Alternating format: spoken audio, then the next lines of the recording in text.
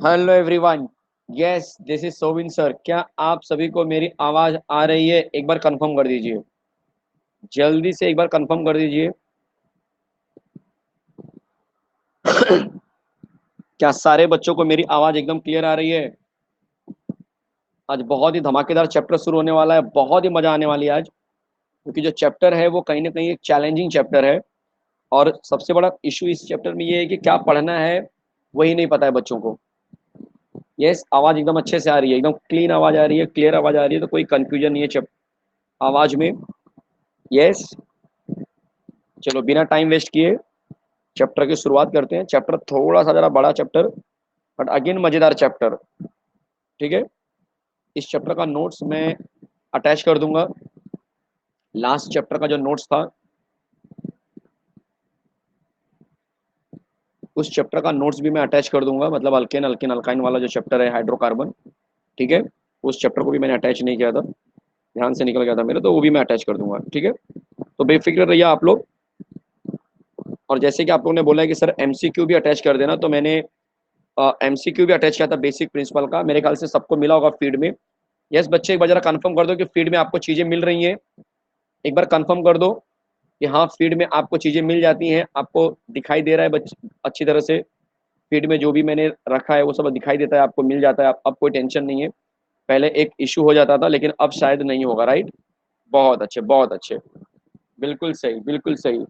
कुछ इशू होगा बच्चे, यहाँ पे आप बता सकते हो कि सर ये चीजें नहीं मिल रही, चैट बॉक्स में, उसके हिसाब से मैं उसके ऊपर काम करूंगा। ठीक है, चलिए जो चैप्टर शुरू करने वाला हूँ, चैप्टर का नाम क्या है सर? चैप्टर का नाम अगर बता देंगे तो बड़ी मेहरबानी होगी। अरे मेरे प्यारे प्यारे बच्चे लोग, चैप्टर बहुत धमाकेदार है। चैप्टर का नाम है स्ट्रक्चर ऑफ एटम। क्या चैप्टर का नाम है बच्चे? Structure of atom. काफी बोलते हैं ना कि तकलीफ होती है इस चैप्टर में लोगों को, क्योंकि लोगों को यही नहीं पता होता है कि ऑर्बिट क्या होता है, ऑर्बिटल क्या होता है। देखो मैं आपको पहले बता दूं कि जो स्टार्टिंग का पार्ट है ना बच्चे, वो इतना इंपॉर्टेंट है नहीं, मैं जो सच वो बता रहा हूँ। एमएसटी सीटी के लिए अगर जो रूदरफोर्ड का एक्सपेरिमेंट है और ये सब, इसमें से क्वेश्चन कभी बनते नहीं है। ठीक है, जो क्वेश्चन बनते हैं मैक्सिमम, वो मैं आपको बता दे रहा हूँ कि वो ज्यादा करके बनते हैं। वो ज्यादा करके बच्चे क्या होते हैं कि जो हाफ सेकंड हाफ है, उसमें से ज्यादा क्वेश्चन बनते हैं। श्रवणी बोल रही है कि सर मुझे लगता है आप ज्यादा एमसीक्यू की प्रैक्टिस कर लेना चाहिए। बिल्कुल, हम एमसीक्यू की प्रैक्टिस बच्चे पूरा एक लेक्चर में हम एमसीक्यू की प्रैक्टिस ही तो करते हैं। बट अगर मैं सिर्फ एमसीक्यू कराऊंगा ना, तो आप लोग ही मुझे बाद में बोलेंगे सर चैप्टर तो आपने बताया ही नहीं कुछ, सिनॉप्सिस तो कुछ दिया ही नहीं, हमको पता कैसे चलेगा इसका आंसर यही होने वाला है। ये श्रवणी बच्चे है कि नहीं? आप बोलेंगे सर हमें पता ही नहीं क्वांटम नंबर क्या होता है, एजीमुथल क्वांटम क्या होता है, स्पिन क्वांटम क्या होता है, हमको तो कुछ पता ही नहीं, हम तो 11वीं में ऐसे चले आए हैं। यस, ये सच्चाई है बच्चे। कुछ बच्चे 11वीं अच्छे से किए होंगे, कुछ बच्चे जो है 11वीं में उनको आइडिया भी नहीं होगा कि 11वीं में कितने चैप्टर आने वाले, वो भी अच्छे से नहीं पता होगा। यस, तो मैं आपको पहले बता दूं कि भाई जो 11वीं का चैप्टर है वो टोटल 9 चैप्टर है। टोटल 9 चैप्टर है, उस 9 में से मैंने 5 तो खत्म भी कर दिए हैं। 5 क्या, मतलब मेरा 6 खत्म हो गए, 6 खत्म हो गए। बस 3-4 चैप्टर और बचा है, वो 3 खत्म होगा तो हमारा 11वीं जो है कि खत्म हो जाएगा। तो आपके माइंड में क्या रहेगा, एक पॉजिटिविटी आ जाएगी, यार हमने कम से कम 11वीं खत्म तो कर लिया है। समझ रहे हैं? समझ रहे हैं कि नहीं? खत्म तो हो गया हमारा 11वीं में। एक पॉजिटिविटी बहुत जरूरी है। देखो, किसी भी चैप्टर को अगर आपको क्रैक करना है ना, तो पहले आपको होगा कि भाई वो पॉजिटिविटी अगर नहीं रहेगा तो नहीं कर पाएंगे। मतलब आपके माइंड में होगा कि नहीं यार, मैंने इसको एक बार तो किया है, नून पे एक बार किया है या किसी और प्लेटफॉर्म पे मैंने एक बार तो किया है, मतलब। तो वो एक वो आपको एक पॉजिटिविटी देगा। अभी दिन बहुत बचे हैं, तो हम दोबारा भी करने वाले हैं। हम एक और सीरीज लॉन्च करेंगे जो, जिसमें हम शॉर्टकट्स और ट्रिक्स के बारे में बात करेंगे, वो सब भी चीजें होने वाली हैं। ठीक है, तो बिल्कुल बेफिक्र रहना, हर एक कंटेंट जो है बच्चे आपके लिए है। ठीक है, चलिए तो शुरू करते हैं। तो आज का जो कंटेंट होने वाला है मेजरली अगर आप देखेंगे, तो उसमें मैं क्या कंटेंट फोकस करूंगा, स्ट्रक्चर ऑफ एटम के अंदर। और जो स्ट्रक्चर ऑफ एटम वो तो मैं करूंगा ही, साथ में एटॉमिक ऑर्बिटल जो होता है, सेकंड हाफ जो इसका पार्ट होता है, वो मैं इस पे फोकस करूंगा। इसमें कुछ फैक्चुअल थिंग्स हैं जो हमें आना ही चाहिए। सर कौन से फैक्चुअल थिंग्स की बात कर रहे हो? आपके स्क्रीन पे दिखाई देगा, प्रॉपर्टी ऑफ सब एटॉमिक पार्टिकल्स। मेरे ख्याल से हर एक बच्चे को दिखाई दे रहा होगा स्क्रीन पे, ये दिख रहा है आपको सब एटॉमिक पार्टिकल्स का। यहाँ पे मैंने चार्ज आपको दिया है। चैप्टर का नाम है बच्चे स्ट्रक्चर ऑफ एटम। जैसे इलेक्ट्रॉन है तो उसका चार्ज होता है -1.6022 इंटू 10⁻⁻19, ये उसका चार्ज है। दिखाई दे रहा है कि नहीं? जबकि प्रोटॉन का वही चार्ज माइनस से प्लस बन जाता है, चार्ज वही रहेगा, राइट? और न्यूट्रॉन के ऊपर कोई चार्ज नहीं है, दिखाई दे रहा है? और अगर मैं रिलेटिव चार्ज की बात करूँ तो -1 +1 और 0 हमेशा मानते हैं, चलेगा। और सिंबल जो होता है -e +e, और हम इस तरह से न्यूट्रॉन का कोई स्पेसिफिक सिंबल नहीं है, बट ठीक है, चार्ज सिंबल की बात करें तो इस तरह से दिखाते हैं। बाकी अगर मैं सिंबल की बात करूँ तो ये उसका सिंबल होता है, लिखने का तरीका होता है। मास की बात करेंगे तो आप देख सकते हो कि जो इलेक्ट्रॉन है बच्चे वो काफी हल्का होता है, 9.1। अगर आपको पूरा लिखना है तो आप पूरा भी लिख सकते हो, बट बहुत ज्यादा हो जाएगा वो, 9.10938 इस तरह से इंटू 10⁻³ ठीक है, 33 नहीं है 31 है। इतना अगर हम बोलेंगे केजी, आप समझ सकते हो -31 कितना होता है, बहुत ज्यादा कम, बहुत ही ज्यादा कम बच्चे, राइट। तो इतना जो है कि मास ऑफ इसका इलेक्ट्रॉन होगा। प्रोटॉन 10⁻27 है, और न्यूट्रॉन भी नियर अबाउट सेम सेम ही रहता है, 10⁻27। तो ये बहुत ही ज्यादा नजदीक होते हैं न्यूट्रॉन और प्रोटॉन, और इन दोनों के मिक्सचर से क्या बनता है बच्चे, न्यूक्लियस बनता है। आपको पता होगा न्यूक्लियस में क्या क्या चीजें होती है, न्यूक्लियस में प्रोटॉन प्लस न्यूट्रॉन होता है। और अगर मैं आपसे बोलूं कि जो atomic number, atomic mass number, दोनों में फर्क क्या है, देखो जब मैं बोलता हूँ एटॉमिक नंबर, जरा ध्यान से देख लो कुछ, क्योंकि बहुत सारे बच्चे को ना यही सब पता नहीं है। हाँ बच्चे, ये सब याद करना पड़ेगा, राकेश ये सब याद करना पड़ेगा, एमसीक्यू में याद करना पड़ेगा, ऑप्शन नहीं आपके पास। देखो होता क्या है, जब मैं बोलता हूँ एटॉमिक नंबर, बच्चे एटॉमिक नंबर का मतलब होता है, एटॉमिक नंबर का मतलब होता है एक्चुअल में total number of electron, total number of electron which is equal to total number of proton. Confuse मत होना कि सर ये क्या है, टोटल नंबर ऑफ प्रोटॉन, इसी को बोलते हैं एटॉमिक नंबर।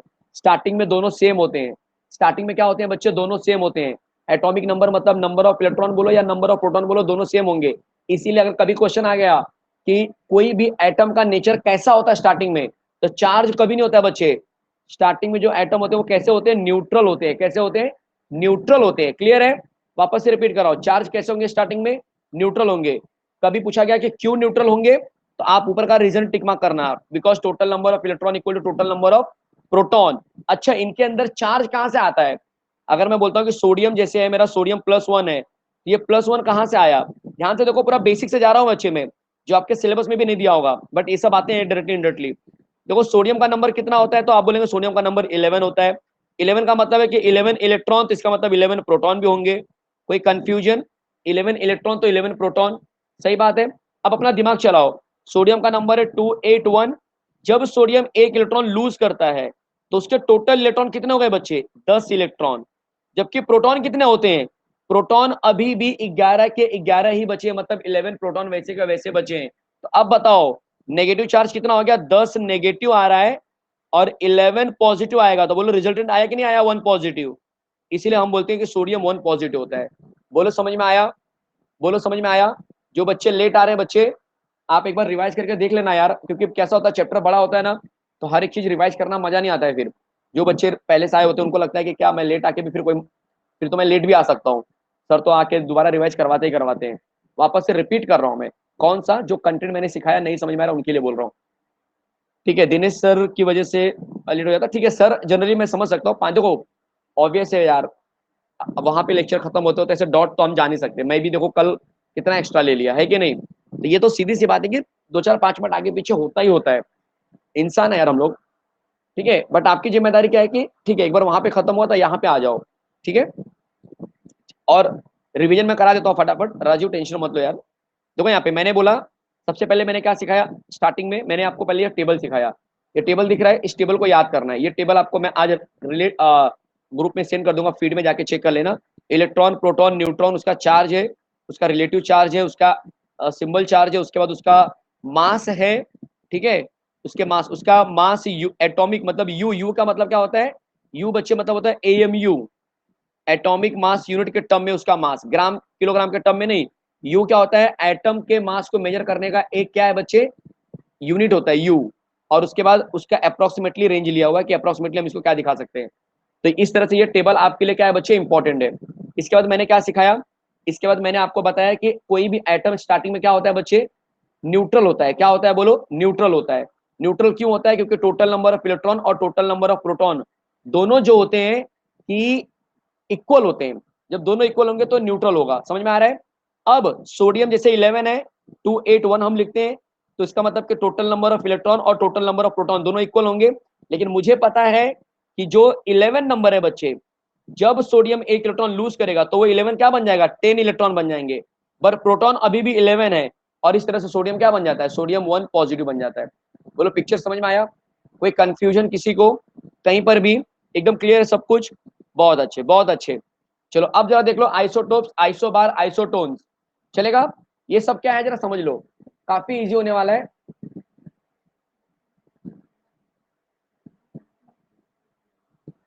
देखो जब मैं बोलता हूं आइसोटोप्स, आइसोबार और आइसोटोन्स, तो आपको क्या करना है? देखो एकदम सिंपल सा काम है आपके लिए, हर एक का डेफिनेशन मैंने आपके लिए लिखा है, ये नोट्स मैं आपको भेजने वाला हूँ फीड में, तो बिल्कुल बेफिक्र रहना। जो लोग कंफ्यूजन है कि सर ये नोट्स पता नहीं हमें मिलेगा कि नहीं मिलेगा, आप तो पढ़ा के चले जाएंगे तो हमको पता नहीं है नोट्स मिलेगा कि नहीं मिलेगा, मेरे भाई मैं हूं ना यहाँ पे, सब कुछ मिलेगा आपको, आप एकदम बेफिक्र रहना, ठीक है?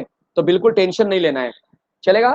देखो यहाँ पे सबसे पहले मैं बात करूंगा आइसोटोप्स क्या होता है। देखो जब मैं बोलता हूँ आइसोटोप्स ना, तो आपको समझना है कि सिमिलरिटी की बात करते हैं कि आइसोटोप्स में क्या क्या चीजें होती है। तो आइसोटोप्स के अंदर क्या होता है बच्चे? एटॉमिक नंबर आप देखेंगे Z मिलेगा आपको, नंबर ऑफ प्रोटॉन मिलेगा, नंबर ऑफ इलेक्ट्रॉन मिलेंगे, ये सब सिमिलर होने वाले हैं, चलेगा? इलेक्ट्रॉनिक कॉन्फ़िगरेशन भी आप क्या करेंगे? सेम निकालेंगे।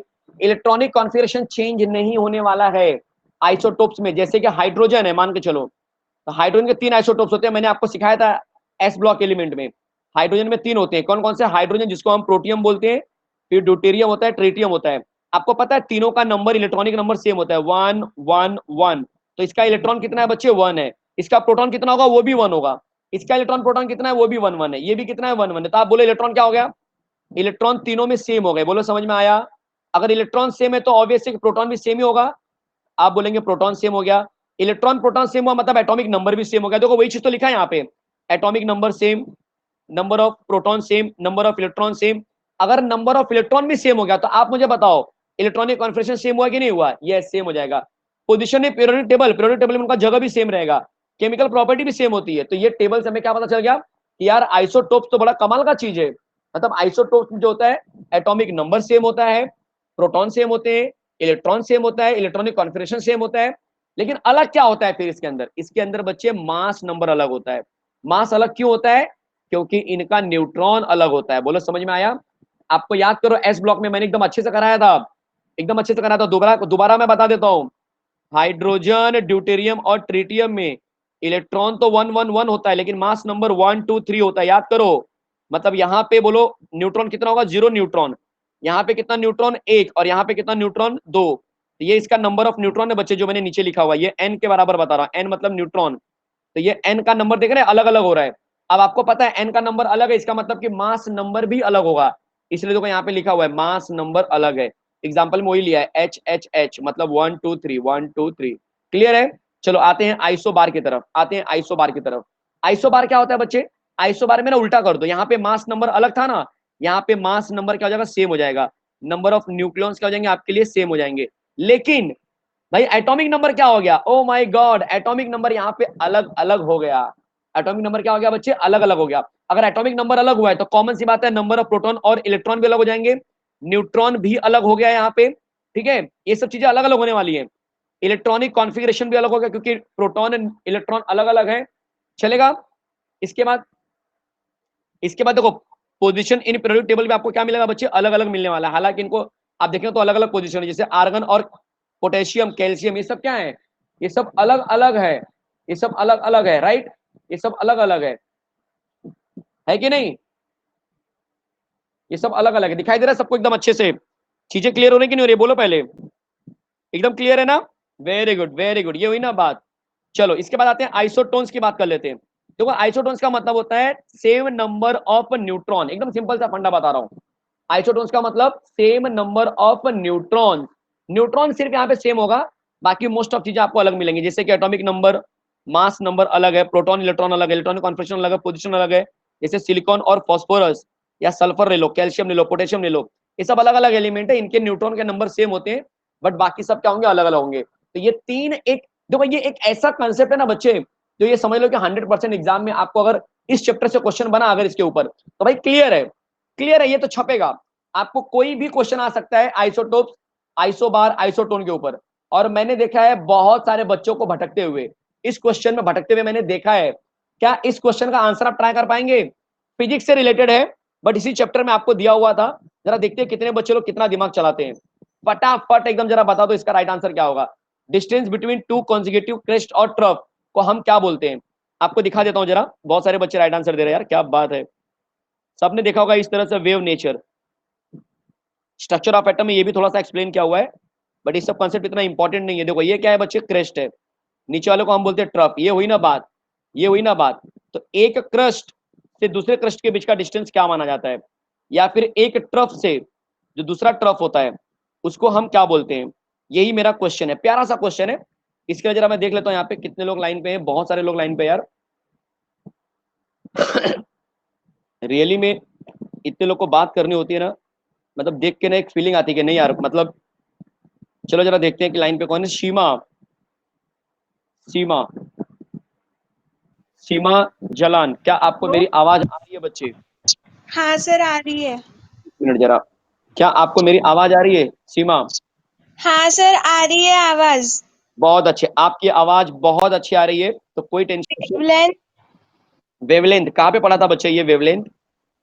सर फिजिक्स में पढ़ा था स्टार्टिंग यस, में। ये फिजिक्स का कंटेंट है, हालांकि केमिस्ट्री में हल्का सा यूज हुआ है इसलिए मैंने इसको डाला है। मैं इस चैप्टर को, कुछ क्वेश्चंस को मैं एमसीक्यू के थ्रू आपको एक्सप्लेन कर रहा हूँ, जैसे मैंने ये कंटेंट अभी सिखाया नहीं, बट मैं एमसीक्यू के थ्रू आपको सिखा रहा हूँ कि जब भी कोई वेव होता है तो वेव का जो अपर पोर्शन होता है उसको हम क्रेस्ट बोलते हैं, नीचे वाले पोर्शन को हम ट्रफ बोलते हैं, फिर ऊपर वाले को क्रेस्ट बोलेंगे, और दो सक्सेसिव क्रेस्ट के बीच का डिस्टेंस को हम वेवलेंथ बोलते हैं। आपको पता है सीमा, वेवलेंथ को हम किससे दिखाते हैं, किस लेटर से दिखाते हैं, कोई सुना है नाम आपने कभी? हाँ सर, लैम्बडा से दिखाते हैं। बहुत अच्छे बच्चे, बहुत अच्छे, अच्छी प्रैक्टिस हुई है आपकी। तो कहाँ से बोल रहे हैं बच्चे सीमा आप? सर अकोला से बात कर रही हूँ मैं। अकोला से आप बात कर रहे हैं, मतलब अकोला तो मुंबई में सर आता है शायद से, राइट? नहीं सर, अकोला मुंबई महाराष्ट्र में आता। महाराष्ट्र के अकोला। थोड़ा सा बाहर कोने में, थोड़ा सा बाहर आता है, मतलब मुंबई थाने के हाँ साइड में है सर। क्या? सर अमरावती की साइड में, अमरावती के अमरावती साइड में, नासिक। अच्छा अच्छा। अच्छा अकोला, सर ठीक है चलेगा। मुझे एक डाउट था सर, मेरा बोलिए ना। ऑर्गेनिक और सर मेरा ऑर्गेनिक और फिजिकल तो बहुत अच्छे से हो रहा, पर मेरा इनऑर्गेनिक नहीं हो पा रहा इतना अच्छे से सीटी लेवल पे, तो मैं इनऑर्गेनिक में कौन सा चैप्टर नहीं हो पा रहा है बच्चे, चैप्टर का नाम बता सकते हैं आप? इनऑर्गेनिक में पी ब्लॉक या फिर डी ब्लॉक, मतलब जो जो चैप्टर्स, मतलब मैं सर अभी तक जेई मेंस की प्रिपरेशन कर रही थी, पर हाँ, तो वो पॉइंट ऑफ व्यू से मेरा हुआ है, पर इनऑर्गेनिक मैंने वो टाइम पे ज्यादा किया नहीं था, तो मेरे चलो को अब देखो, बहुत नून के डिफिकल्टी ऊपर जा ना रही मैं है। आपको बता दे रहा हूँ, नून के ऊपर मैंने 11वीं का पोर्शन मेरा खत्म होने वाला है, और 12वीं का मैं बहुत जल्दी चालू करने वाला हूँ, कंटिन्यूटी में 12वीं का चालू होगा, ठीक है?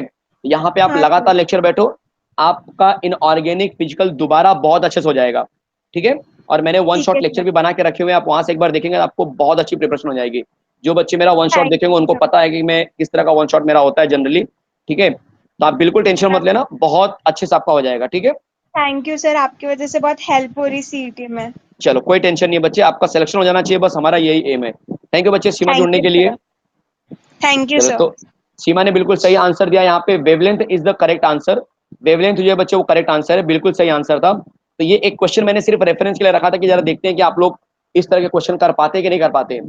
तो आपको एक चीज तो समझ में आ गई कि कुछ कंटेंट जो होते हैं आपको फिजिक्स में, अगर आपने पढ़ा होगा अच्छे से, wavelength, speed, yes, wave number, amplitude, ये सारे कंटेंट भी इसके अंदर है बच्चे, ठीक है? और वो एकदम बेसिक बेसिक कंसेप्ट है, ऐसा नहीं कि बहुत हाई लेवल वाले कंसेप्ट है, सिर्फ डेफिनेशन है, यूनिट है, यही सब पूछेंगे आपको, चलेगा?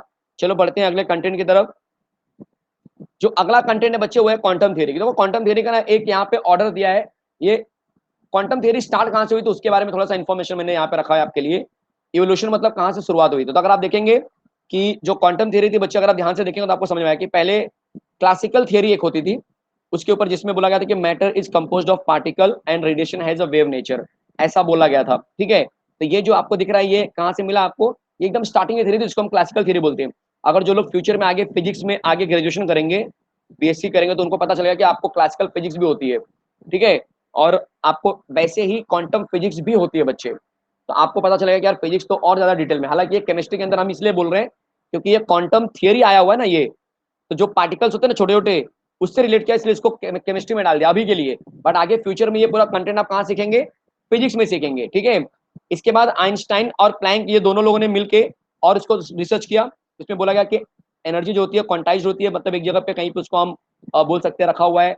बोर्स ने भी इसके ऊपर काफी रिसर्च किया, जिसको आपने फिजिक्स में आपने पढ़ा होगा, बोर्स एच एटम का एक मॉडल आपने लाइन स्पेक्ट्रम बनाया होगा, और जिन्होंने फिजिक्स का इलेक्ट्रॉन प्रोटॉन चैप्टर अच्छे से किया होगा उनको तो ये समझ में आता होगा, अदरवाइज यहाँ पे थोड़ा सा मुश्किल होगा आपको समझाना अभी। डी ब्रॉगली का एक हाइपोथेसिस था जिसमें ये बोला गया था कि जो मैटर होगा वो कहीं ना कहीं एज अ वेव जैसा काम करेगा। वेव मतलब जैसे आपने अभी भी देखा ना, ये वेव जैसा बिहेव करेगा। ठीक है, फिर उसके बाद आया हिंड्सबर्ग का कॉन्सेप्ट आया, जिसमें बोला गया कि अनसर्टेनिटी प्रिंसिपल। हिंड्सबर्ग ने बोला कि भाई कभी भी कोई भी एटम का पोजीशन आपके लिए जो है ना एक पर्टिकुलर स्पेस में रहेगा, उसको बताना हमारे लिए पॉसिबल है। उसको उसने क्या किया, मल्टीप्लीकेशन के टर्म में बताया कि मोमेंटम हो गया या फिर आपको जो पोजीशन हो गया उस टर्म में हम दिखाएंगे। फिर लास्ट में आया श्रोडिंजर्स इक्वेशन। श्रोडिंजर्स ने बताया कि भाई क्वांटम थियरी के बारे में उसने थोड़ा सा रिलेशन दिया कि ये ड्यूअल नेचर को फॉलो करता है। ये किसको फॉलो करता है, ड्यूअल नेचर को फॉलो करता है, चलेगा। तो radiation and matter both have a particle and wave nature, ये लास्ट में किसने बताया, श्रोडिंजर्स के क्वांटम थियरी में बताया गया। हालांकि इतना सब आपको नहीं बताना है, इतना सब आपको नहीं करना है कुछ भी, ये सिर्फ मैंने एक इक्वेशन आपके लिए रखा है ताकि आपको बस पता होना चाहिए। ठीक है, ये आपके लिए नॉलेज के लिए बस रखा है मैंने, इसमें से कुछ क्वेश्चन नहीं बनेंगे एंट्रेंस एग्जाम में। हाँ, जो क्वेश्चन बन सकते हैं तो वो इस पे बन सकते हैं कि स्पेक्ट्रल सीरीज ऑफ हाइड्रोजन बताओ। जैसे कि अगर मैं आपको बोलूं कि स्पेक्ट्रल जो रीजन है, अगर मान के चलो कि इंफ्रारेड है, तो बताओ उसमें N1 और N2 का वैल्यू क्या हो सकता है। तो जब इंफ्रारेड आप लेते हो पास्चन के लिए, कौन से सीरीज के लिए, पास्चन के लिए, तब आपका N1 का जो वैल्यू होगा बच्चे वो 3 होगा, और N2 आपको उसके आगे का मिल सकता है 4 5 जैसे आप रहेंगे। ठीक है बच्चे, पूजा, यस पूजा, कड़ला का तुम्हारा, पूजा, यस बच्चे, क्लियर है एकदम। चलो फिर बात करेंगे ऐसे ही, ये सीरीज जो दिख रही है ना, ये सीरीज जो है ना पहले आप एक बार प्रैक्टिस कर डालो, कौन कौन सी सीरीज है जरा चेक करो। लाइमन, बाल्मर, बाल्मर, पास्चन, फिर ब्रैकेट, और फिर आप इसको हम जल्दी फंड बोलेंगे चलेगा, इसको साइलेंट पी पी साइलेंट हो जाता है तो फंड बोलते हैं इसको हम लोग। ठीक है, अब ये जो सीरीज है बच्चे, इस सीरीज में कौन कौन से स्पेक्ट्रल रीजन आ रहे हैं वो याद रखो। देखो लास्ट के 3 तो एकदम इजी हैं, लास्ट के 3 इंफ्रारेड ही आने वाले हैं, चलेगा। ऊपर सिर्फ यूवी अल्ट्रा वायलेट याद है कि नहीं, तो यूवी मतलब अल्ट्रा वायलेट मत करना, अल्ट्रा वायलेट विजिबल कर देना, नहीं तो आप कंफ्यूज हो जाएंगे, बोलेंगे सर अल्ट्रा वायलेट में हो गया अल्ट्रा वायलेट, अब क्या करूं मैं, तो गलत हो जाएगा। ये विजिबल है बच्चे, विजिबल का पता है मतलब, विजुअल मतलब जो हमारे आंखों पे लाइट पड़ती है जिसकी वजह से हम आंखों को देख सकते हैं, वही होता है बच्चे आपका विजिबल रीजन वाला। ठीक है, इसके अंदर इनफेक्ट 7 कलर आते हैं, बट वो 7 हम यहाँ पे नहीं करने वाले, तो बालबर में आपको बोलना है विजिबल रीजन वाले आते हैं। अगर मैं आपसे पूछूं, चलो जरा देखते हैं, जरा देखो कितने लोगों का दिमाग चल रहा है। अगर मैं आपसे पूछूं कि बालमर में, जरा ध्यान देना यहाँ पे, बालमर जो सीरीज है बच्चे, उसमें N1 का वैल्यू कितना होगा, जल्दी से बताओ तो जरा स्क्रीन के चैट बॉक्स में। बालमर में कितना, ये हुई ना बात, बहुत अच्छे। और पी फंड में कितना था बच्चे, पी फंड हम बोलते हैं बट फंड बोलते हैं, पी फंड में N1 का वैल्यू कितना था, बहुत अच्छे, लास्ट था एकदम, लास्ट याद रखना, बहुत अच्छे बहुत अच्छे, चलेगा। चलो अब आपको क्या करना है, क्वांटम नंबर के बारे में मैं यहाँ पे डिस्कस करने जा रहा हूँ, तो सब लोग एकदम रेडी हो जाओ। लास्ट में मैं आपको हल्का सा डिस्कवरी के बारे में बताऊंगा। डिस्कवरी मतलब कौन कौन डिस्कवरी किसने किसने किया था वो पता होना चाहिए। जैसे कि अगर मैं बोलूं इलेक्ट्रॉन किसने किया था, प्रोटॉन किसने किया था, न्यूट्रॉन किसने किया था, इतना पता होना चाहिए। मैंने ऑलरेडी आइसोटोप पढ़ा दिया, आइसोबार पढ़ा दिया, आइसोटोन्स पढ़ा दिया, इलेक्ट्रॉन के चार्जेस के बारे में बता दिया, प्रोटॉन के चार्जेस के बारे में बता दिया, तो सारी चीजें आपके एकदम माइंड में सेट हो चुकी हैं, राइट। बाद में मैंने एक छोटा सा वेव के बारे में थोड़ा सा डिस्कशन किया। वेव नेचर में आपको याद रखना है, देख लो जरा यहाँ पे, जिसको नहीं पता है उनको बता दूं मैं। वेव नेचर में बच्चे आपको बता दूं कि जो वेव होता है ना, उसके कुछ प्रॉपर्टी होती है। कौन कौन सी प्रॉपर्टी होती है देख लो जरा यहाँ पे। पहली प्रॉपर्टी होती है कि इनके अंदर वेवलेंथ होता है, क्या होता है, वेवलेंथ होता है। वेवलेंथ क्या होता है आपने एमसीक्यू में सीखा अभी। फिर आप सुनेंगे एम्पलीट्यूड, एम्पलीट्यूड का मतलब होता है the height of the crest और depth of the trough is called as amplitude, चलेगा बच्चे। यस यस बच्चे, कोई कंफ्यूजन है, अच्छा जिनको लग रहा है कि मुझे मराठी नहीं आती, अरे ऐसी कोई बात नहीं मेरे भाई, ठीक है, आई can speak in Marathi don't worry, ठीक है। मराठी मैं यहीं पे हूँ मेरे भाई, पूरा अच्छे से मैंने स्कूलिंग मेरी यहीं से हुई है, तो मेरे मराठी मेरा एक मेन लैंग्वेज था 100 मार्क्स का, और मुझे बहुत अच्छे मार्क्स मिले थे, बट लोग बोल रहे हैं नहीं सर बोल के दिखाओ, चलो ठीक है कोई बात नहीं है, ठीक है। काही प्रॉब्लेम असेल तर सांगा आम्हाला, येस विशाल, काही प्रॉब्लेम असेल बच्चे तर सांगा आम्हाला, कळलं का तुम्हाला, कळलंय, व्हेरी गुड व्हेरी गुड, ठीक है। चलो तो नेक्स्ट कंटेंट काय आहे बघूया। नाउ वेवलेंथ एंड एम्पलीट्यूड झाला आमच्या, आणि स्पीड काय आहे सांग, यश स्पीड काय होते बच्चे, स्पीड म्हणजे काय, distance upon time, distance upon time, distance आपण काय करू शकता है, डिस्टेंस म्हणजे वेवलेंथ, डिस्टेंस म्हणजे काय वेवलेंथ, आणि टाइम म्हणजे टाइम ओनली, तो वेवलेंथ काय झालं लॅम्डा झाला, आणि टाइम टी, सो आपण v equal to lambda upon t. अब ये क्वेश्चन हमने किया है फिजिक्स में, याद करो, 1 अपॉन टी को हम क्या बोलते हैं, फ्रीक्वेंसी बोलते हैं, क्या बोलते हैं, फ्रीक्वेंसी। तो मेरा नया रिलेशन क्या बन जाएगा, speed equal to frequency into lambda. याद करो, याद करो, साउंड वेव में ये कहीं ना कहीं तो किया होगा आप लोग ने। यस, अब सब लोग मेरे को चैलेंज दे रहे हैं, सर ये वाली मराठी ट्राई करो। राय राउलिया मराठी ट्राई करा, इंग्लिश ही बोलिए बच्चे। इंग्लिश तो मैं बहुत अच्छी बोलता हूँ, ठीक है, क्योंकि हमारे यहाँ पे कॉलेज में इंग्लिश ही चलती है। चलो, तो इंग्लिश तो I can speak easily, there is no confusion between this, या but if will tell that कि sir you speak in a specific language that I don't know, that will be difficult for me. Yes, चलो कोई बात नहीं है। तो there is no confusion right now. मेरे ख्याल से मराठी, हिंदी, ये लैंग्वेज अगर हम महाराष्ट्र में तो ज्यादा प्रीफर करेंगे तो will be okay, yes, rather than English. Yes, okay, मेरे से एग्री है सब लोग। मराठी और हिंदी एक ऐसी लैंग्वेज है जो यहाँ पे हम यूज कर सकते हैं शायद, मतलब मैक्सिमम लोगों को समझ में आएगी। मैं ये नहीं बोल रहा कि इंग्लिश समझ में नहीं आएगी, ऑफकोर्स यार, आप लोग अच्छे बच्चे हैं, इंग्लिश आपने 2 साल इंग्लिश में ही पढ़ाई किया होगा। अगर आपकी स्कूलिंग अगर अदर देन इंग्लिश मीडियम के अलावा रही होगी, हिंदी में मराठी में, तो आपने 2 साल अच्छे से इंग्लिश में जो 11th और 12th होगा, भले ही आपके ऑनलाइन सेशन रहे होंगे, बट इंग्लिश में ही मोस्ट ऑफ लेक्चर्स लेते हैं कॉलेजेस के, जनरली मैंने देखा है। चलो कोई बात नहीं है, ठीक है। Hindi and English is comfortable, few students are saying that कि English and Hindi comfortable, Marathi भी चलेगा, कोई बात नहीं है, ओके, चलेगा बच्चे। कोई स्पेसिफिक पार्ट रहेगा तो मैं मराठी में भी एक्सप्लेन करूंगा, कोई स्पेसिफिक पार्ट रहेगा मैं इंग्लिश में भी एक्सप्लेन करूंगा, हिंदी में भी करूंगा। I am comfortable in all the language, okay, you don't take tension. तो अगर आप देखेंगे तो दिनेश सर, हम जो है कि साथ में ही बहुत नजदीक रहते हैं। आपने सेटअप भी देखा होगा स्टूडियो का, कई बार मैं दिनेश सर के स्टूडियो में गया हूँ रिकॉर्डिंग के लिए। तो बच्चे, हमने दिनेश सर ने जो है कि, हालांकि हमारा जो बोलते हैं ना गैप काफी ज्यादा है, मैं तो सर से काफी छोटा हूँ, ठीक है, बट कहीं ना कहीं हम टच में काफी दिनों से हैं। तो मराठी उन्होंने भी अच्छे से किया हुआ है और वो तो बोलते भी हैं, तो आपने देखा होगा फ्रिक्वेंटली। मेरी मराठी इतनी अच्छी नहीं है, but I can speak in Marathi easily, I can understand easily, okay. चलो, अब आते हैं अपने नॉर्मल कंटेंट की तरफ। तो मेरे ख्याल से इतना कोई डाउट है किसी को, ये कहां से मिला, सबको समझ में आ गया? V equal to f lambda कहां से मिला, सबको समझ में आ गया?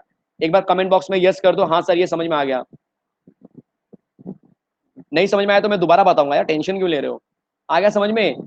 चलो बहुत अच्छे, ये वही ना बात, ये वही ना बात, वेरी गुड वेरी गुड। अब आते हैं क्वांटम नंबर की तरफ। अब हमारा ध्यान पूरा क्वांटम नंबर पे रहेगा। क्वांटम नंबर एक ऐसा कंटेंट है ना बच्चे, बहुत से लोग को मैंने बेहोश होते हुए देखा है अपने आंखों से, ऐसे बेहोश हो जाते हैं। घर वाले बोलते हैं क्या हो गया इसको, बोले क्वांटम नंबर पढ़ रहा था। देखो मजा आ जाएगा आपको। क्या होता है मालूम है, क्वांटम नंबर जो है ना, जब बनाया गया ना बच्चे, तो लोगों को इसके बारे इसकी खूबसूरती का अंदाजा ही नहीं था कि कितना बढ़िया चीज है। क्वांटम नंबर का मतलब क्या, मैं आपको समझा रहा हूँ, आज आपको मजा आ जाएगा। ये देखो क्या है बच्चे, ये न्यूक्लियस है, इसके आजू बाजू क्या होते हैं, शेल होते हैं, चलेगा। तो इस शेल को जनरली रिप्रेजेंट करने के लिए हम क्या करते हैं, 1 लिखते हैं, इसके लिए मैं 2 लिखता हूं। लेटर के फॉर्म में इसको के बोला गया, इसको एल बोला गया, ऐसे ही आप के एल एम एन इस तरह से आगे आगे बोलते हैं। या फिर नंबर के टर्म में इसको हम 1 2 3 4 ऐसे से लिखते हैं। बच्चे इन सबको जनरल लैंग्वेज में हम बोलते हैं प्रिंसिपल क्वांटम नंबर। क्या बोलते हैं मेरे प्यारे प्यारे बच्चे लोग? Principal quantum number. आज आप इस क्वांटम नंबर के मास्टर बन जाओगे, आप सबको सिखाओगे इसके बाद। ये देख क्वांटम नंबर क्या होता है, मैं तुझे बताता हूँ, रुक जा। क्वांटम नंबर क्या होता है, बोलो प्रिंसिपल क्वांटम नंबर क्या होता है? मतलब जो शेल होता है ना बच्चे, उसके नंबर को ही हम बोलते हैं क्वांटम नंबर। कौन सा? Principal quantum number. तो अगर मैंने आपसे बोला कि n इक्वल टू 3, इसका मतलब वो क्या बताना चाह रहा है, के एल एम, इसका मतलब वो m बोलना चाह रहा है, m शेल। बोलो समझ में आया? अगर मैंने बोला प्रिंसिपल क्वांटम नंबर क्या है, 3 है, इसका मतलब वो क्या बोल रहा है आपसे, वो बोल रहा है एम शेल। चलो अब आपको मैं दिखाता हूं, ध्यान देना जरा। अगर मैंने आपसे बोला 4p, ध्यान देना बच्चे, 4p, तो ये जो 4 होता है ना, 4, ये 4 जो होता है ना बच्चे, वो प्रिंसिपल क्वांटम नंबर होता है। आज समझ में आ गया आपको? ओ माय गॉड, अब समझ में आ रहा है धीरे धीरे। बोलो ये 4 क्या होगा? प्रिंसिपल क्वांटम नंबर होगा। और ये p जो है ना बच्चे, इसको हम बोलते हैं ऑर्बिटल। क्या बोलते हैं? ऑर्बिटल। सर ये कहाँ होता है? इसी की तरफ तो हम बढ़ने वाले हैं बच्चे। इसको हम बोलते हैं हमारे लैंग्वेज में, केमिस्ट्री के लैंग्वेज में, एजीमुथल क्वांटम नंबर। सर ये कहाँ होता है? ये बच्चे जो शेल आपने देखा ना अभी अभी, ये दिख रहा ना आपको शेल, इस शेल के अंदर होता है, यहां कहीं पे अंदर होता है, यहां कहीं पे रहेगा। बोलो क्या रहेगा? ऑर्बिटल रहेगा, जिसको हम सब शेल के नाम से भी जानते हैं, ऑर्बिटल रहेगा। बोलो समझ में आया इतना? यस, इतना समझ में आ गया बच्चे? इतना समझ में आ गया? पहले वो बता दो, एक एक चीज को समझते चलो, मजा आ जाएगा, लिख के ले लो आप बोलेंगे क्या मतलब धमाकेदार लेक्चर हो गया यार, 1 घंटे में क्या कंसेप्ट वाली चीजें समझ में आ गई एकदम। अब क्वेश्चन ये आ रहा है कि सर ये एजीमोटल क्वांटम नंबर जो होता है उसके बारे में कुछ और भी इंफॉर्मेशन है कि बस इतना ही है? और भी इंफॉर्मेशन है, बहुत कुछ है, आप बस देखते चलो। देखो क्वांटम नंबर जो होता है ना, एजीमोटल क्वांटम नंबर, उसके लिए ये बोला गया कि एजीमोटल क्वांटम नंबर को हम दिखाएंगे किससे, तो हमको बोला गया कि स्मॉल एल से दिखाओ। और इसका फॉर्मूला बनाया गया कि जब भी आपको स्मॉल एल निकालना होगा तो आपको 0 to n-1 रूल को फॉलो करना होगा। किसको फॉलो करना होगा? 0 to n-1। क्या बोलेंगे? 0 to n-1। जैसे मैं आपसे अगर पूछूं कि n इक्वल टू 2 ये प्रिंसिपल क्वांटम नंबर है, इसका l बताओ क्या होगा, तो बोला आंसर क्या लिखेंगे आप लोग? जल्दी से बताओ इसका आंसर क्या होगा बच्चे? तो आप बोलेंगे l equal to 0 to n-1, इसका मतलब 0 to 2-1, इसका मतलब 0 to 1, 0 to 1 का मतलब 0 1। बोलो समझ में आया? इतना समझ में आया? सिर्फ 1 मत लिखना बच्चे, 0 मार्क्स ले जाएंगे। अरे मेरे भाई सिर्फ 1 मत लिखना यार, देखो ना 0 to 1, 2-1, 2-1 मतलब 1, तो 0 1 दोनों आ जाएंगे, चलेगा?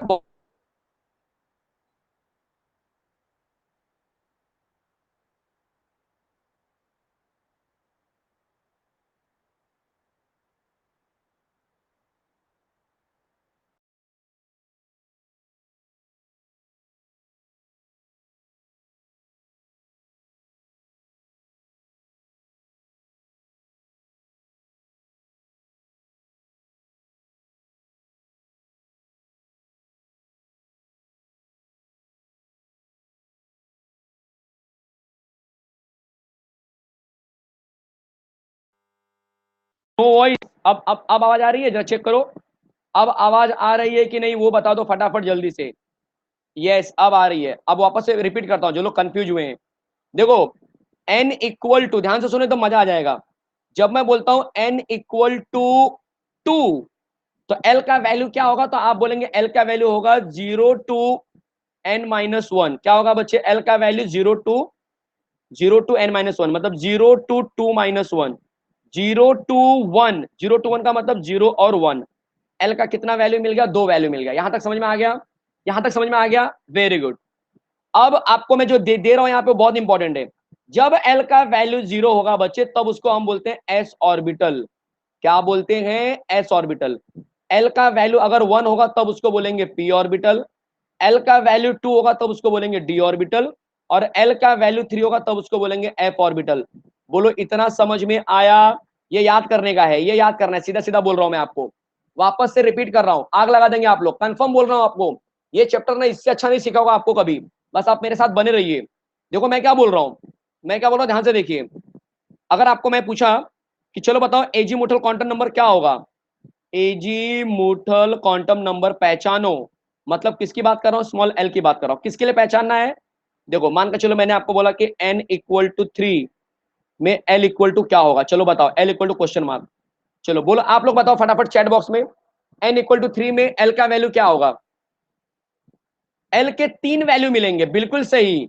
देखो l equal to 0 to n-1 होता है, मतलब 0 to 3-1 होगा, मतलब 0 to 2 होगा। 0 to 2 का मतलब होता है 0 1 2। बच्चे 0 to 2 का मतलब 0 और 2 थोड़े होगा। जो लोग बोल रहे हैं 0 2, नहीं बच्चे 0 to 2 का मतलब होता है 0 1 2, तीनों होगा। बोलो समझ में आया? बोलो समझ में आया? बहुत अच्छे कल्याणी बच्चे जरा ध्यान दो यहाँ पे। अब आप मुझे बताओ कौन सा ऑर्बिटल इसमें यूज हुआ, फटाफट जरा बता दो ऑर्बिटल कौन सा यूज हुआ। तो 0 का मतलब s ऑर्बिटल, 1 का मतलब p ऑर्बिटल, d 2 का मतलब d ऑर्बिटल। इसका मतलब कि जो n इक्वल टू 3 होगा, जो n इक्वल टू 3 होगा, 1 2 3, इस ऑर्बिट में, इस ऑर्बिट में कौन से ऑर्बिटल होंगे? सॉरी ऑर्बिट बोल रहा हूं मैं। इस ऑर्बिट में कौन सा ऑर्बिटल होंगे? तो आप बोलेंगे s ऑर्बिटल होगा, p ऑर्बिटल होगा, और d ऑर्बिटल भी होगा। बोलो समझ में आया? अरे मजा आया कि नहीं? एक बार जरा कमेंट बॉक्स में जरा बता दो यार कि हाँ सर मजा आ गया। अब समझ में आ रहा है कि भाई 3 नंबर में कैसे 3 बंदे लोग आ गए यहाँ पे। यस वापस देखो, अब आपको और जरा इंटरेस्ट लेके आता हूं। आप मुझे बताओ, ये जो एजीमुथल क्वांटम नंबर दिख रहा है ये तो पहचान लिया आपने, अब ये पता चल गया। बट अब क्वेश्चन ये है ना कि सर मैंने सुना है पी के भी 3 टाइप होते हैं, डी के भी 5 टाइप होते हैं, इनका क्या सीन है? क्या इनका भी कुछ है? क्या कुछ? कुछ भी नहीं है। तो मैं आपको बताता हूँ, इनका भी बच्चे सीन है।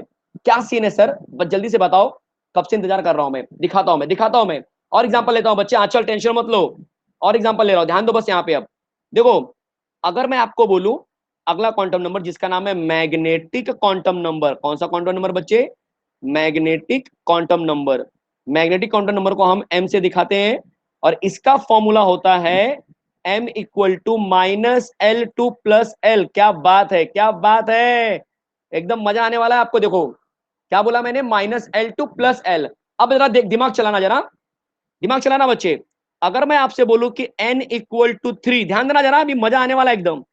n इक्वल टू 3 में l क्या होगा और m क्या होगा, तो क्या आप बता सकते हो, जल्दी बोलो, l क्या होगा पहले बता दो मुझे। तो आप बोलेंगे 0 2 3 - 1, इसका मतलब कि 0 2 2 होगा, इसका मतलब कि 0 1 2 आ गया। कोई डाउट है, 0 1 2 का मतलब क्या हो गया बच्चे, SPD आ जाएगा। सही बात है, सही बात है, बहुत अच्छे। अब आपको एक एक वैल्यू को लेके सॉल्व करना पड़ेगा। एल के कितने वैल्यू मिले, 3 वैल्यू मिला है, तो इन तीनों को लेके सॉल्व करो। अगर मैं एल इक्वल टू 0 लेता हूं तो उसका एम कितना आएगा, 0 ही आएगा। एम कितना आएगा, 0 आएगा। इसका मतलब क्या मैं ऐसे बोल सकता हूं, क्या मैं ऐसे बोल सकता हूं कि एम जो है उसका एक ही वैल्यू आ रहा है, इसका मतलब एस जो होगा वो सिर्फ एक ही टाइप का होता है, S1 टाइप का होता है, इसीलिए S ऑर्बिटल एक ही माना जाता है। कभी आपने S में 2 3 ऑर्बिटल नहीं देखे होंगे, S एक ही ऑर्बिटल होता है। बोलो समझ में आया इतना समझ में आया बच्चे, इतना समझ में आया। मैग्नेटिक क्वांटम नंबर क्या होता है, तो वो ऑर्बिटल के भी टाइप्स को बताता है। अब आगे देखो जरा, L का दूसरा वैल्यू कितना है जरा चेक करो, L का दूसरा वैल्यू कितना है बच्चे, तो आप बोलेंगे L इक्वल टू 1 है। अगर L इक्वल टू 1 है तो M का वैल्यू क्या होगा, -L2 + L। बोलो -1 2 + 1, -1 2 + 1 का मतलब -1 0 + 1।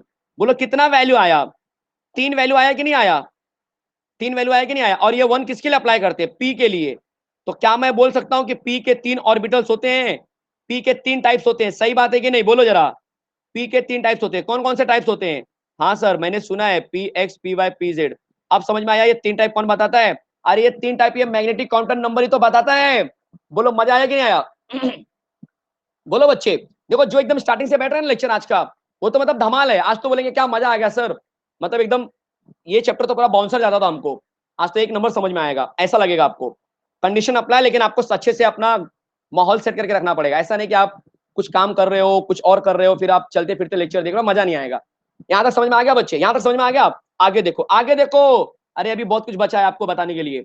अब क्या बचा है, L इक्वल टू 2। अगर मैं L इक्वल टू 2 बोलूं तो बताओ M क्या होगा बच्चे, तो आप बोलेंगे -L2 + L, मतलब -2 2 + 2, इसका मतलब -2 -1 0 +1 +2। कोई मुझे बताएगा कितना वैल्यू मिला इसका, कोई मुझे बताएगा कितना वैल्यू मिला मुझे इसका, 5 वैल्यू मिला। अच्छा ये 2 किसके लिए अप्लाई करते हैं, डी ऑर्बिटल के लिए। क्या आपने कभी सुना है डी ऑर्बिटल के 5 टाइप्स होते हैं, मैं आज आपको बता देता हूं, डी ऑर्बिटल के 5 टाइप्स होते हैं, 5 टाइप्स होते हैं बच्चे। सर ये कैसे पता चला, अरे मैग्नेटिक क्वांटम नंबर ने बताया मुझे। बोलो समझ में आया, बोलो समझ में आया। तो डी के कितने टाइप्स होते हैं, 5 टाइप्स होते हैं। सर आप टाइप्स बता सकते हैं क्या, कौन कौन से होते हैं, बता देता हूं यार, तुम भी याद कर लो। DXY, DYZ, DZX, DX² - Y² और DZ², ये इसके 5 टाइप्स होते हैं। हमें तो याद करना पड़ेगा, बट मैं आपको तरीका बता देता हूँ। देखो XYZ ऐसे 3 रखने का, पहले क्या करने का, पहले इन दोनों से मिलाने का एक डी का ऑर्बिटल, फिर इन दोनों से बनाने का दूसरा, फिर Z और इस X से बना दो, मतलब समझ रहे हैं, XY फिर YZ और फिर ZX। अब क्या करने का, इन दोनों का डिफरेंस लेने का स्क्वायर में, और फिर Z वाले का लास्ट में ले लेने का। समझा, समझा, कोई डाउट है। दिव्या बोल रहे पीछे वाला स्लाइड एक बार दिखा दो। यस बच्चे देख लो, पीछे वाला स्लाइड देख लो जरा फटाफट, दिमाग चला लो अपना। एकदम एकदम एकदम एकदम धमाल लेक्चर चल रहा है भाई। देखो कैसा होता है ना, मैं पढ़ा रहा हूँ तो मुझे पता चल रहा है कि मैं कंसेप्ट को कैसे लेके जा रहा हूँ, तो मुझे ऐसी फीलिंग आ रही कि नहीं बच्चों को समझ में आ रहा होगा, है कि नहीं। तो मैं वही एक्सपेक्टेशन के हिसाब से बोल रहा हूँ। ऐसा नहीं कि सर आप कैसे बोल सकते हो धमाल लेक्चर चल रहा है।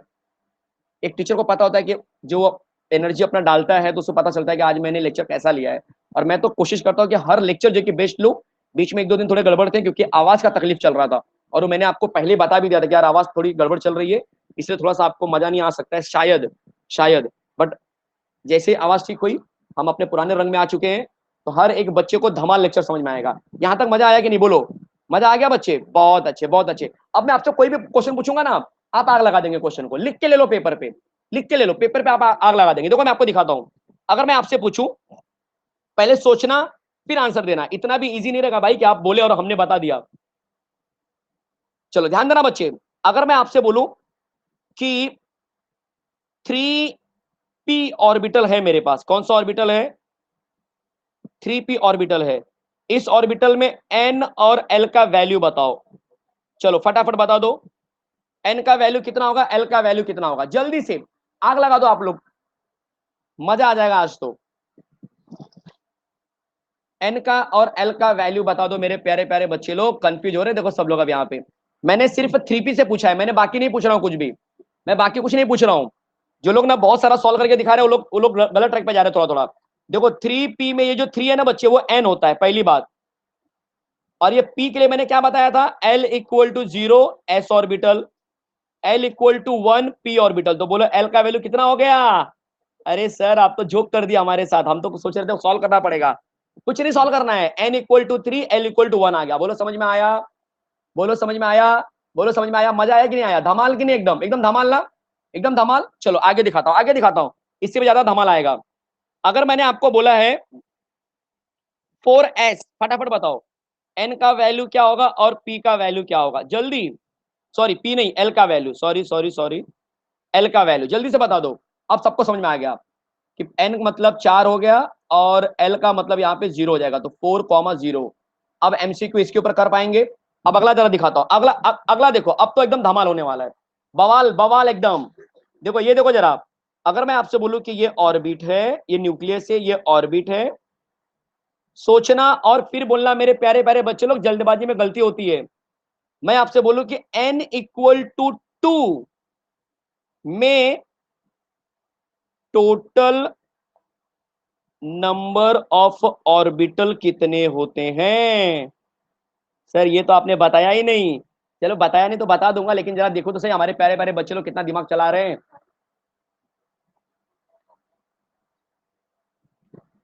Yes yes yes yes, total number of orbital मैं पूछ रहा हूं मेरे भाई, बिल्कुल सही क्वेश्चन है। मैंने बताया नहीं है, सिखाया नहीं है, लेकिन अभी सिखाऊंगा, और उसके पहले थोड़ा सा माहौल बना रहा हूँ। माहौल बनाना बहुत जरूरी है भाई, तभी तो आपको समझ में आता है कि अरे हाँ यार, ये चीजें मुझे समझ में नहीं आई थी पढ़ाते समय, आज मुझे समझना है। नहीं तो क्या होता है मालूम है, सब कुछ पता चलते चले जा रहा तो आप लेक्चर ही नहीं देखेंगे, अरे क्या यार सब तो आ रहा है मुझे, मैं एकदम स्कॉलर हो गया हूँ अचानक से, पता नहीं कहाँ से मुझे स्कॉलर का बोलते हैं ना, ये मिल गया है, टॉनिक मिल गया है मुझे, है कि नहीं, ऐसा लगने लगेगा। चलो दिखाता हूं मैं आपको, टोटल नंबर ऑफ ऑर्बिटल्स कितने होंगे, मेरा यही क्वेश्चन है। तो जो लोग बिल्कुल कंफ्यूज मोड में हैं कि सर ये वाला कंटेंट थोड़ा सा बाउंसर जा रहा है, हमें नहीं आ रहा है, हमारी मदद कर दो, उनके लिए मैं यहाँ पे आ रहा हूँ और उनको मैं हेल्प करने जा रहा हूँ। फॉर्मूला है हमारा बहुत प्यारा सा, देख लो जरा अच्छे से, समझ लो जरा अच्छे से। फॉर्मूला होता है बच्चे 2l+1, दिमाग चलाना जरा, आपको समझ में आ जाएगा। क्या बोला मैंने, फॉर्मूला 2l+1 चलेगा। सर ये क्या है, अरे दिखाता हूं ना यार क्या है, बताओ। n इक्वल टू 2, तो l का वैल्यू क्या मिलेगा, 0 to n-1, 0 to 2-1 मतलब 0 और 1 मिलेगा। इतना समझ में आया, इतना समझ में आ गया, पहले वो बता दो, इतना समझ में आ गया।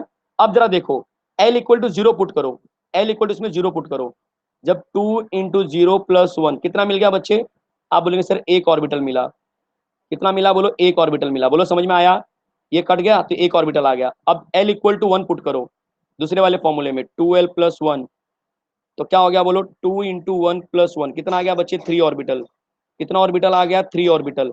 इसका मतलब जो l इक्वल टू 0 होगा, ध्यान देना जरा, उसमें एक ऑर्बिटल आता है। l इक्वल टू 0 मतलब कौन, l इक्वल टू 0 मतलब कौन, s ऑर्बिटल, तो एक s ऑर्बिटल आएगा, और ये 1 मतलब p के कितने ऑर्बिटल आएंगे, 3 ऑर्बिटल आएंगे। सर ऐसे कैसे हो रहा है सर, ये थोड़ा कंफ्यूज हो रहा है ऐसा लग रहा है मुझे, दिखाता हूं बच्चे, दिखाता हूं। अरे बिल्कुल नहीं डरना, सोविन सर है यहाँ पे। ये देखो जरा बीच में एकदम ड्रॉ करता हूँ, ये रहा न्यूक्लियस, 1 नंबर 2 नंबर, ध्यान देना, ध्यान देना जरा। हम ऐसे लिखते कि नहीं लिखते हैं, देखो यहाँ पे जरा ध्यान देना। अगर मैं आपको बोलूं एक एलिमेंट ले लेता हूँ, कौन सा एलिमेंट ले लूं, आप बोलो जरा मुझे। चलो मैंने ऑक्सीजन ले लिया, 2,6, कैसे लिखते हैं हम लोग ऑक्सीजन को, 1s2 2s2 2p4, ऐसे लिखते कि नहीं लिखते हैं। आपको बताएगा ये 2 कहाँ पे जाता है, ये 2 यहाँ पे जाता है, देखो यहाँ पे इस वाले में, अब ये 2 मतलब कौन, 1s2, मतलब कि n इक्वल टू 1 में, n इक्वल टू 1 में कौन आ गया, 1s ऑर्बिटल आ गया। तो n इक्वल टू 1 में कितने ऑर्बिटल, कितने ऑर्बिटल बच्चे, तो आप बोलेंगे सिर्फ एक ऑर्बिटल। बोलो समझ में आया, बोलो समझ में आया। जो लोग बोल रहे हैं कंफ्यूज हो रहा है बच्चे, यही तो खास बात है। अरे इसलिए तो चैप्टर का वेटेज है बच्चे अच्छा खासा, क्योंकि अगर आपको समझ में आ गया एक में, तो फिर क्या चैप्टर का महत्व क्या रहेगा, यही तो समझना है आपको। अब समझ में आ गया कि हाँ सर, पहले वाले ऑर्बिटल में, पहले वाले ऑर्बिट में, ऑर्बिट मतलब ये n इक्वल टू 1 में, n इक्वल टू 1 में सिर्फ एक ही ऑर्बिटल आएगा, कौन, 1s आएगा। लेकिन जो दूसरा वाला जो दिख रहा है जिसमें 6 इलेक्ट्रॉन है, उसमें ये दोनों बंदे आने वाले हैं। बोलो समझ में आया। इसका मतलब इसके अंदर कितने बंदे रहेंगे, टोटल 2 बंदे रहेंगे। कितने बंदे रहेंगे, 2। लेकिन इस 2 के अंदर भी एक एस रहेगा और एक पी रहेगा, एक एस रहेगा, एक पी रहेगा। अब आप मुझे बताओ, एस का कितना टाइप, मैंने आपको समझाया था इसके पहले, एस का कितना टाइप, जल्दी बोलो फटाफट। एस का कितना टाइप बच्चे, एक टाइप। ये हो गया ना, बता, ये हो गया ना मजा एकदम। एस का आपने बोला एक टाइप, वेरी गुड। पी के कितने टाइप, पी के कितने टाइप, जल्दी बोलो। पी के 3 टाइप। तो बताओ टोटल ऑर्बिटल कितने हो गए मेरे प्यारे प्यारे बच्चे लोग, 4 ऑर्बिटल हुए कि नहीं हुए, अब बोलो। तो बताओ इस n इक्वल टू 2 में टोटल 4 ऑर्बिटल हुए कि नहीं हुए। यही चीज तो मैं आपको पीछे सिखा रहा था शॉर्टकट में, यही शॉर्टकट था बच्चे। देखो डायरेक्टली आ गया मेरा, यहाँ पे एक ऑर्बिटल, यहाँ पे 3 ऑर्बिटल, 3 + 1 4। बोलो समझ में आया, बोलो समझ में आया, बोलो समझ में आया। कोई डाउट, कोई डाउट, अब बोलो जरा, बोलो समझ में आया। हर एक चीज एकदम पल्ले पड़ रही है, नहीं समझा, नहीं समझा, अरे मैं बताता हूँ ना यार, टेंशन क्यों ले रहे हो। चलो एक और एग्जांपल लेता हूँ ना यार, तब तक समझाऊंगा जब तक आपको समझ में नहीं आएंगे, जब तक तोड़ेंगे नहीं तब तक छोड़ने वाले नहीं है। देखो यहाँ पे ध्यान से देखो, मजा आ जाएगा आपको। अब आपका दिमाग चलाना जरा, ध्यान देना बच्चे, अब मजा आने वाला है। अपना दिमाग चलाना, दिमाग चलाना बहुत जरूरी है भाई, दिमाग नहीं चलेगा गया, खत्म, गेम ओवर। अगर मैं आपसे बोलूं, अगर मैं आपसे बोलूं कि मैंने ले लिया है 4p, सोच लो पहले, सोच लो अच्छे से। 4p है, इसमें बताओ, इस इसमें बताओ 4p में बताओ टोटल नंबर ऑफ ऑर्बिटल कितने होंगे, टोटल नंबर ऑफ ऑर्बिटल कितने होंगे बच्चे, total number of, total number of orbital कितने होंगे। पहला काम क्या करेंगे आप, पहले इसको देख लो, n कितना मिला, आप बोलेंगे सर n इक्वल टू 4 मिल गया, वेरी गुड। l कितना मिला, l कितना मिला बच्चे, जल्दी जल्दी बोलो, फटाफट बोलो, l कितना मिला, पता ही नहीं सर, हमको पता नहीं चल रहा है l कितना मिला। अरे मेरे प्यारे प्यारे बच्चे लोग दिमाग चलाना जरा, l कितना मिला, l equal to 0, l equal to 1, ये s होता है, ये p होता है, समझ में आया कि नहीं आया। तो ये हो गया मेरा l इक्वल टू 1, बोलो समझ में आया, चलेगा। अब हमें क्या बोला है, 4p बोला है ना, यहाँ पे स्पेसिफाई कर दिया है, 4p स्पेसिफाई कर दिया पहले ही, कि हमको ना सिर्फ इस 4p की बात कर रहा है। वापस से मैं रिपीट कर रहा हूं, जो कंफ्यूज हो रहे हैं, सिर्फ मैं 4p की बात कर रहा हूं, 16 वाला मत लिखो बच्चे, सिर्फ 4p की बात कर रहा हूं। मतलब ये देखो इसकी बात कर रहा हूं मैं, 1 2 3 4, इस पूरे 4 की बात नहीं कर रहा हूं मैं, इस 4 में भी बहुत सारे लोग रहेंगे, लेकिन उसमें एक एक p रहेगा। इस p में कितने टाइप्स होंगे, तो इस p में सिर्फ और सिर्फ 3 टाइप होगा ना मेरे प्यारे प्यारे बच्चे लोग। l इक्वल टू 1 मिल गया, 2l प्लस 1 कर दो, आप बोलेंगे 2 इंटू 1 प्लस 1, आंसर आ गया, 3 ऑर्बिटल होंगे सर। बोलो समझ में आया। अगर मैंने आपसे पूछ लिया, अगर मैंने आपसे पूछ लिया, समझो एग्जांपल के लिए, n इक्वल टू 2 में बताओ टोटल नंबर ऑफ ऑर्बिटल कितने होंगे, अब जरा बताओ, अब बताओ। अब मैंने आपको एकदम ओपन ओपन क्वेश्चन पूछा है, ये स्पेसिफिक नहीं पूछ रहा हूं, ये ओपन क्वेश्चन है। फटाफट बच्चे, जल्दबाजी में जो देंगे वो फंसेंगे, जल्दबाजी में जो आंसर देंगे वो फंसेंगे, पहले बता रहा हूं। n equal to 2 total number of orbital, फटाफट बता दो कैसे करेंगे। पहले l का वैल्यू निकालेंगे, l कितना मिलेगा, 0 to 1 मिल जाएगा, सही बात है, मतलब एक 0 मिला, एक 1 मिल गया, कोई डाउट। इसका कितना आंसर आएगा बोलो, इसका s ऑर्बिटल आ गया। अब मुझे पता ही है कि s ऑर्बिटल का एक ही बनता है, एक ही ऑर्बिटल आएगा।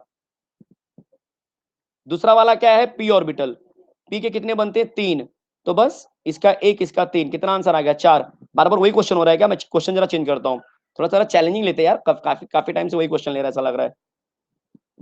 n इक्वल टू, चलो मैंने 3 ले लिया, अब बताओ total number of atoms, sorry total number of orbitals, फटाफट बता दो, चैट बॉक्स में आग लगा दो एकदम यार, इतना अच्छा कंसेप्ट से डील कर रहे, टोटल नंबर ऑफ ऑर्बिटल कितने होंगे, फटाफट बता दो, पैर मचा दो एकदम चैट बॉक्स में, धमाल होना चाहिए चैट बॉक्स में आज। सर करना कैसे वही नहीं समझ रहा है, अरे यार मैं बता रहा हूं ना, ये देखो एल का वैल्यू निकालो पहले, 0 टू n माइनस 1, मतलब 0 टू 3 माइनस 1, मतलब 0 टू 2, 0 टू 2 का मतलब 0 1 2, ये बन गया s, ये बन जाएगा p और ये बन जाएगा d। अब आपको अगर शॉर्टकट जाना है ना, शॉर्टकट, s का कितना टाइप होता है मैंने आपको सिखाया था पीछे, एक, d के कितने टाइप 3, p के कितने टाइप 5, अरे सबको ऐड कर दो यार, सीधा सीधा आंसर आ गया 9। बोलो समझ में आया?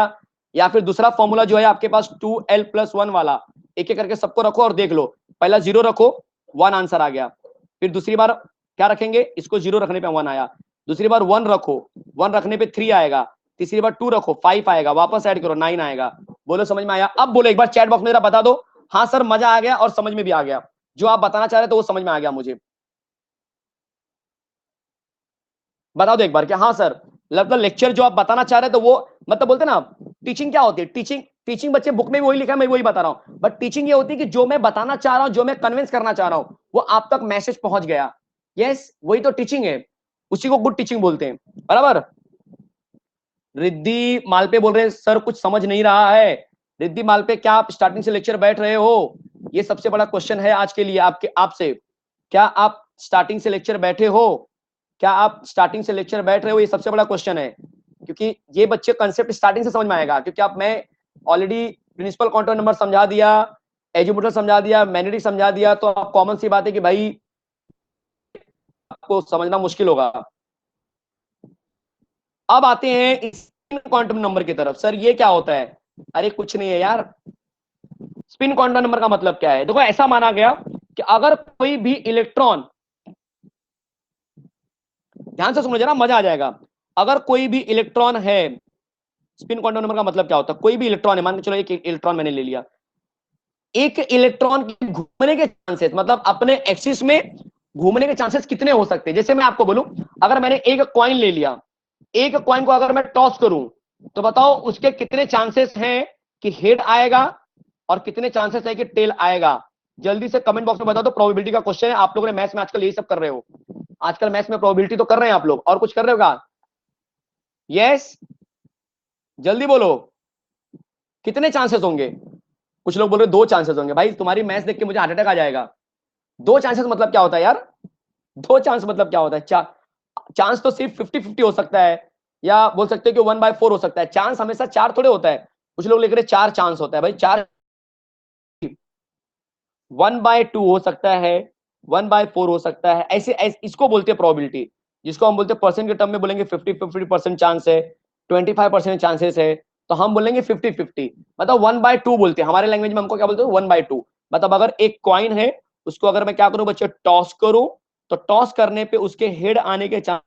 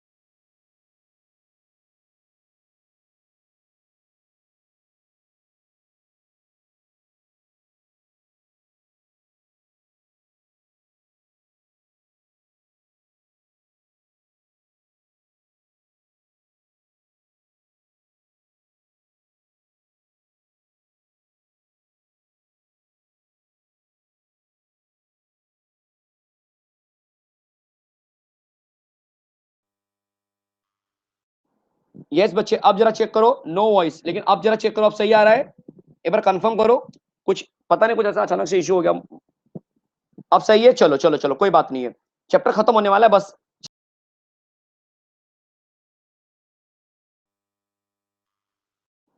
यस बच्चे, अब जरा चेक करो, नो वॉइस, लेकिन अब जरा चेक करो, अब सही आ रहा है, एक बार कंफर्म करो। कुछ पता नहीं, कुछ ऐसा अचानक से इश्यू हो गया। अब सही है, चलो चलो चलो, कोई बात नहीं है, चैप्टर खत्म होने वाला है बस। 4 कॉन्टोन नंबर होगा बस, उसके बाद चैप्टर में कुछ है नहीं, फिर उसके बाद 2-3 लॉ है। देखो टॉस क्या, तो क्या आएगा, हेड आएगा या फिर टेल आएगा, सही बात है, या तो हेड आएगा या तो टेल आएगा, दो में से एक ही चीज आ सकती है। तो हेड आने के चांसेस कितने होंगे, आप बोलेंगे 1/2। टेल आने के चांसेस कितने होंगे, आप बोलेंगे सर वो भी आपके 1/2 होंगे। तो वैसे ही इलेक्ट्रॉन के घूमने के चांसेस क्लॉकवाइज और एंटी क्लॉकवाइज कितने होंगे बच्चे, 1/2, या तो प्लस हाफ होगा या तो प्लस हाफ होगा या तो माइनस हाफ। प्लस हाफ का मतलब हम बोलते हैं क्लॉकवाइज, और माइनस हाफ का मतलब होता है एंटी क्लॉकवाइज।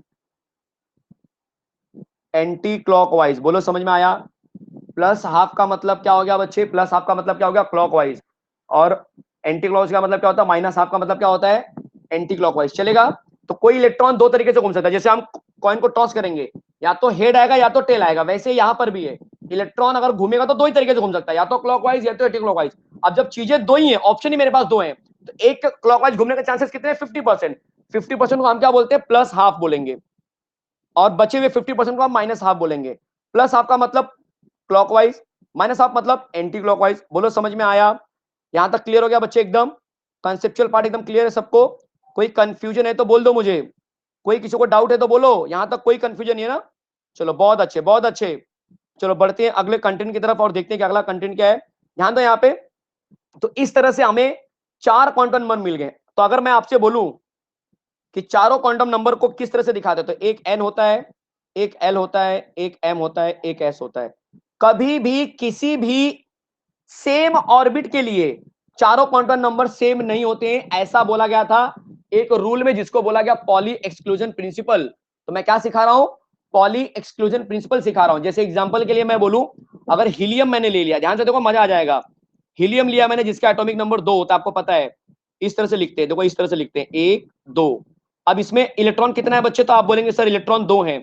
मान के चलो कि मैं ये पहला इलेक्ट्रॉन ले रहा हूं, फर्स्ट इलेक्ट्रॉन, और ये क्या ले रहा हूं मैं नीचे, सेकंड इलेक्ट्रॉन। ध्यान से देखो मजा आ जाएगा। 2 इलेक्ट्रॉन के लिए मैं कर रहा हूं, किसके लिए कर रहा हूं, 2 इलेक्ट्रॉन के लिए कर रहा हूं। ध्यान दो जरा, अगर मैंने फर्स्ट इलेक्ट्रॉन लिया है और बाद में सेकंड इलेक्ट्रॉन लिया है, तो अपना दिमाग चलाओ जरा कि ये जो फर्स्ट इलेक्ट्रॉन है वो कौन सा ऑर्बिट में है, आप बोलेंगे पहले ऑर्बिट में है। दूसरा इलेक्ट्रॉन कौन सा ऑर्बिट में है, तो आप बोलेंगे इस तरह से। चलेगा, कोई डाउट है किसी को। अब बताओ, अगर वन इक्वल, अगर पहला ऑर्बिट मेरा 1 है, मतलब ऑर्बिट का नंबर 1 है, तो एल का नंबर अल्टीमेटली 0 हो जाएगा। बात सही है कि नहीं। एम का नंबर भी क्या होगा, बोलो 0 0 हो जाएगा। लेकिन एस का नंबर बच्चे यहाँ पे अलग हो जाएगा, एक होगा मेरा प्लस हाफ, दूसरा होगा माइनस हाफ। तो अगर मैं आपको बोलूं कि चारों का सेट जो है, एन एल एम और एस, चारों का सेट बोलो सेम हुआ क्या, आंसर आएगा नहीं सर सेम नहीं हुआ। एक प्लस हाफ हो गया, और दूसरा जो है 1 0 0 माइनस हाफ, दूसरा जो है आपका माइनस हाफ हो गया। बोलो समझ में आया। इसको हम बोलते हैं पॉली एक्सक्लूजन प्रिंसिपल, जहां पे ये बोला गया कि कभी भी चारों सेट जो होते हैं क्वांटम नंबर के वो सेम नहीं आएंगे। बोलो समझ में आया। चारों सेट कभी भी सेम नहीं आएंगे बच्चे। कोई डाउट है तो डाउट पूछो। नहीं समझा, नहीं समझा, वैष्णवी ध्यान दे बच्ची यहाँ पे। अरे यार ये तो जरा देखो ना तुम लोग, कितना कंसेप्ट है यार ये। हीलियम मैंने लिया जिसका नंबर 2 होता है, लिखते हैं इसको हम इस तरह से, 1 2। बताओ बच्चे इसमें एन का वैल्यू कितना आएगा, ये प्रिंसिपल क्वांटम नंबर है ना, तो एन का वैल्यू कितना आया, 1 आया ना। तो पहले इलेक्ट्रॉन के लिए एन का वैल्यू 1 आया, तो दूसरे के लिए भी तो 1 ही आएगा। बोलो समझ में आया कि नहीं आया, बोलो समझ में आया कि नहीं आया, बोलो समझ में आया कि नहीं, यही तो बोल रहा हूं मैं आपको। क्लियर है अभी, अभी क्लियर है, बहुत अच्छे बहुत अच्छे। बस अगर आपका, यस बच्चे, सायली सयाली क्या नाम है, आप जरा बताएंगे, आपको मैंने अनम्यूट कर दिया है। सायली फुकनी। बोलो बच्चे क्या बोल रहे हो।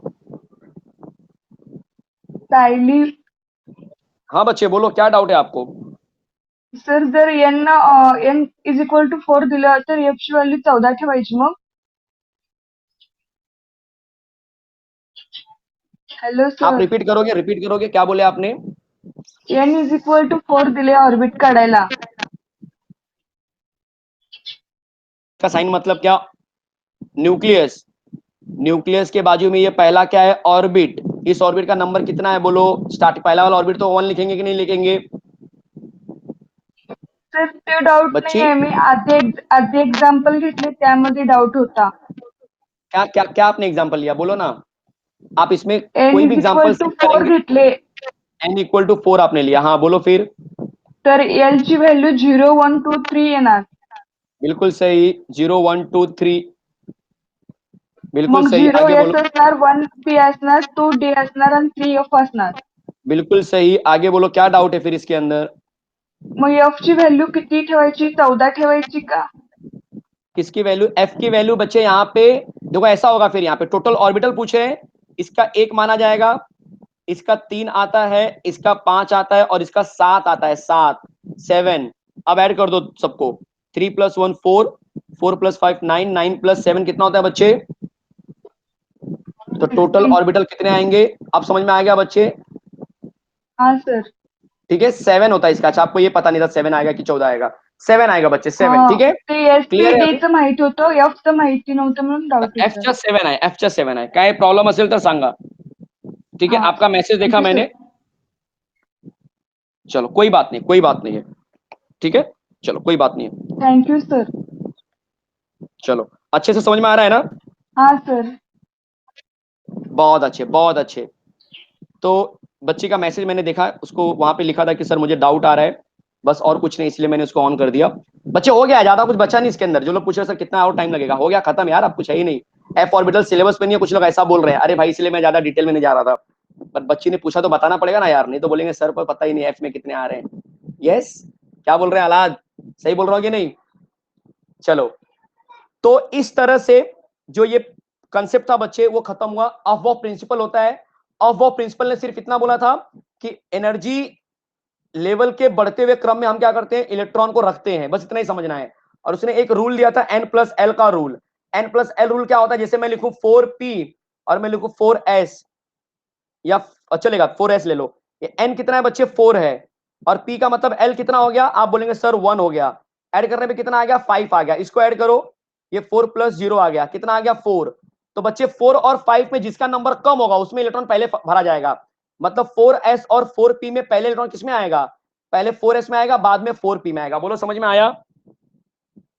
चलेगा बच्चे? कोई कंफ्यूजन किसी को भी?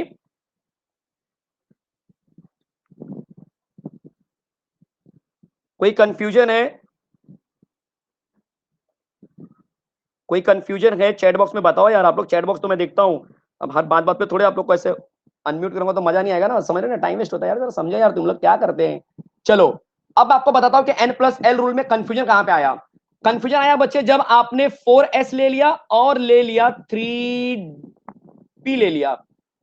बोलो, 4s और 3p में बड़ा कंफ्यूजन आया, क्यों? 4 मतलब 0, s मतलब सॉरी 4 मतलब n मतलब 4, l मतलब 0, इसका आंसर 4 आ गया। और यहां पर भी 3 + 1 आया, इसका आंसर भी 4 आया। अब बोलेंगे सर किसमें इलेक्ट्रॉन पहले रखेंगे, जरा अब बताओ, अब किसमें इलेक्ट्रॉन पहले रखेंगे? तब जब ऐसा केस आया, तब उन्होंने बोला कि अब अगर कभी ऐसा हो गया, तब हम फॉलो करेंगे प्रिंसिपल क्वांटम नंबर, जिसका कम रहेगा उसमें इलेक्ट्रॉन पहले भरेंगे। इसीलिए 3p को इलेक्ट्रॉन पहले दिया जाता है और 4s को बाद में दिया जाता है। बोलो समझ में आया? बोलो समझ में आया? एकदम क्लियर है बच्चे सबको? एकदम क्लियर है? बस इसके अंदर एक और कंसेप्ट है, कॉपर और क्रोमियम अपना इलेक्ट्रॉनिक कॉन्फ़िगरेशन अलग क्यों दिखाते हैं? कॉपर का नंबर होता है 29, क्रोमियम का नंबर होता है 24। ये अलग क्यों दिखाते हैं बोलो जरा? इनका इलेक्ट्रॉनिक कॉन्फ़िगरेशन अलग क्यों होता है बच्चे? तो आपको मैं बता दूं कि जो कॉपर होता है मेरे प्यारे प्यारे बच्चे लोग, उसका इलेक्ट्रॉनिक कॉन्फ़िगरेशन होता है आर्गन 3d9 और 4s2 होता है। बट आपको पता है कि कोई भी ऑर्बिटल का इलेक्ट्रॉनिक शेल स्टेबल कब होता है? जब वो फुलफिल्ड होता है। तो ये अपना एक इलेक्ट्रॉन इसको ट्रांसफर करेगा और ये बन जाएगा 3d10, ये बन जाएगा 4s1, ये बन गया फुलफिल्ड, ये बन जाएगा हाफ फिल्ड। इसलिए कॉपर का इलेक्ट्रॉनिक कॉन्फिगरेशन सॉरी, ये कॉपर का था, कॉपर का, क्रोमियम नहीं, कॉपर का। तो ये कॉपर का इलेक्ट्रॉनिक कॉन्फिगरेशन ऐसा हो जाएगा। बोलो समझ में आया? और अगर मैं क्रोमियम की बात करूं 24 नंबर का, इसका भी वही सीन होगा, आर्गन होगा और ये 3d आपके लिए मिल जाएगा 4, ये बन जाएगा 4s2। लेकिन अगर ये ट्रांसफर करेगा तो ये बन जाएगा 3d5, ये बन जाएगा 4s1। और इस तरह से आपका कॉपर क्रोमियम सब कुछ क्लियर हो गया मेरे भाई, सब कुछ क्लियर हो गया। और इस तरह से पूरा बुक आपने उड़ा दिया, पूरा बुक आपने उड़ा दिया। यस बच्चे, कोई कंफ्यूजन किसी को कहीं पर भी? यस, पॉली एक्सक्लूजन, हंस रूल बोलेंगे सर, बहुत सारे बच्चे लोग बोलेंगे सर हंस रूल नहीं सिखाया। अरे यार, हंस रूल मतलब ये ऑक्सीजन का नंबर 8 है, लिखते हैं 1s2 2s2 2p4, इसको ब्रेक कर दो। ब्रेक करेंगे तो बोलो रूल क्या है? इलेक्ट्रॉन हमेशा कैसे लिखते हैं? सिंगली लिखते हैं, 1 2 3 फिर 4 आएगा। बहुत सारे लोग ऐसे लिख देते हैं 1 2 3 4, तो ये गलत है। हंस रूल ने ये वाला रूल दिया था कि इलेक्ट्रॉन को हमेशा सिंगली फिल करना है, बस यही तो रूल था। चलेगा? अगला जो लेक्चर होगा, चलो एक एक मैं ब्रेकआउट ले लेता हूँ जरा आपके लिए, तो देखता हूँ कितने लोग कितने पानी में हैं। और ये ब्रेकआउट ना थोड़ा सा अलग रहेगा भाई, अब ब्रेकआउट का मैंने प्लान बना लिया है। ब्रेकआउट ना थोड़ा बाहर का क्वेश्चन का डालता हूँ मैं, अलग अलग चैप्टर का, जो पिछला चैप्टर कराया था ना उसके ऊपर क्वेश्चन डाल रहा हूँ मैं। तो देखते हैं कितने लोग कितने पानी में हैं। जल्दी से बता दो, हकल्स रूल के हिसाब से, हकल रूल के हिसाब से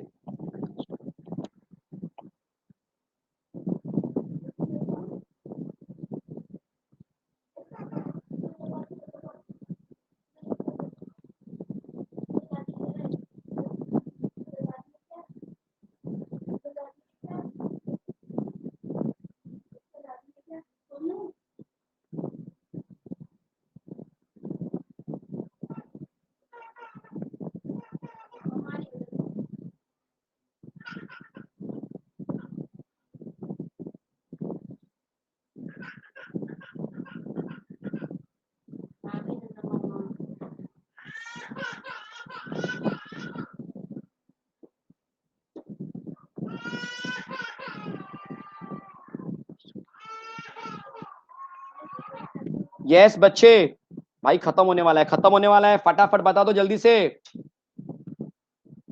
जल्दी, बहुत कम टाइम बचा है मेरे भाई।